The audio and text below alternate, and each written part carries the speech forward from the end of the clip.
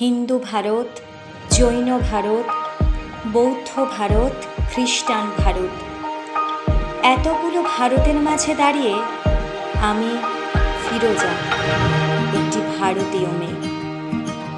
আপনারা বলতে পারেন আমি কি দোষ করেছি? পৃথিবীর যে কোনো দেশের যে কোনো একটি মেয়ের মতো আমি একজনকে ভালোবেসেছিলাম। প্রথম যেদিন ওর চোখে চোখ পড়েছিল, আমি জানতাম না ও কে। বিকেলবেলার কলেজ ক্যাম্পাসে যে আলো এসে পড়েছিল ওর চুলে, তার কোথাও লেখা ছিল না ওর ধর্ম। হিন্দু ভারত, জৈন ভারত, বৌদ্ধ ভারত, খ্রিস্টান ভারত, আপনারা বলতে পারেন আমি কি দোষ করেছি? আমি যেদিন হাতে মোমবাতি নিয়ে উঠে দাঁড়ালাম, আমি যেদিন বলে ফেললাম আমি শরিয়াত মানি না, আমি যেদিন বুঝিয়ে দিলাম ভারতবর্ষের মাটিকে মা বলে জানি, ভারতবর্ষের আকাশকে আকাশ, সেদিন থেকেই শুরু হলো অত্যাচার। হিন্দু ভারত, জৈন ভারত, বৌদ্ধ ভারত, খ্রিস্টান ভারত, আপনারা বলতে পারেন আমি কি দোষ করেছি? ছেলেটা তো আপনাদের, সে কি দোষ করলো? আমাকে ভালোবাসাই তার দোষ?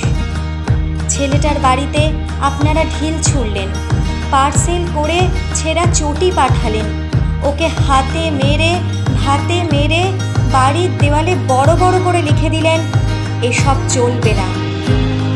লজ্জা করে না আপনাদের? আপনারা এগিয়ে থাকা মানুষ, MA pass, BA pass, doctor, engineer, আমলা, মাস্টার, আপনারাই গণতন্ত্র নিয়ে ভাষণ দেন আর প্রয়োজন মতো গণতন্ত্রের টুটি টিপে ধরেন। ঠিক আপনাদের। আমি ছোটবেলায় ভোরের আলোয় সরস্বতী পুজোর ফল কাটিনি? আমি কি স্কুলের বারান্দায় বসে রাত জেগে আলপনা দিইনি?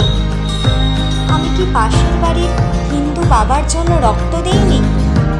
ওদের বাড়ির উঠোনে বসে ওদের ছেলেদের অ, আ, ক, খ শেখাইনি? আমি আরবি শিখিনি, ফার্সি শিখিনি, উর্দু শিখিনি, বাংলাই আমার ভাষা। এই ভাষা আমার ভাত, আমার রুটি, আমার চোখের কাজল, আমার পায়ের ঘুম। এই ভাষা আমার গোপন চিঠি, যার অক্ষরে অক্ষরে লেগে আছে আমার চোখের জল। আমরা যেদিন বিয়ে করি সেদিন কফি হাউস গিয়েছিলাম। ও সেদিন আমাকে ছোলা ভর্তি করে রবীন্দ্রনাথ কিনে দিয়েছিল। হাওড়া স্টেশন পৌঁছে কানে কানে রবীন্দ্রনাথ বলেছিলেন, ফিরোজা, তুমি আমার মৃত্যু, তুমি আমার লাবণ্য, তুমি আমার সুচরিতা।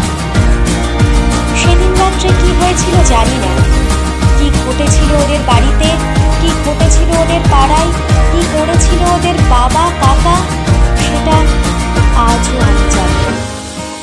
কিন্তু তার পরের দিন ওকে আর কোথাও খুঁজে পাওয়া যায়নি। ও কোথায় চলে গেল আমি জানতে পারিনি। এই আপনাদের ভারতবর্ষ, এই আমাদের ভারতবর্ষ।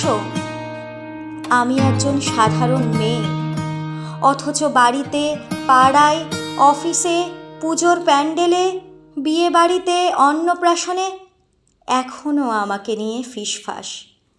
ডাক্তারের কাছে যাই, ফিসফাস, কলেজে ঢুকি, ফিসফাস, বাজারে যাই, ফিসফাস, যে হাউজিংয়ে থাকি সেখানেও চলতে থাকে অবিরাম লুকোচুরি।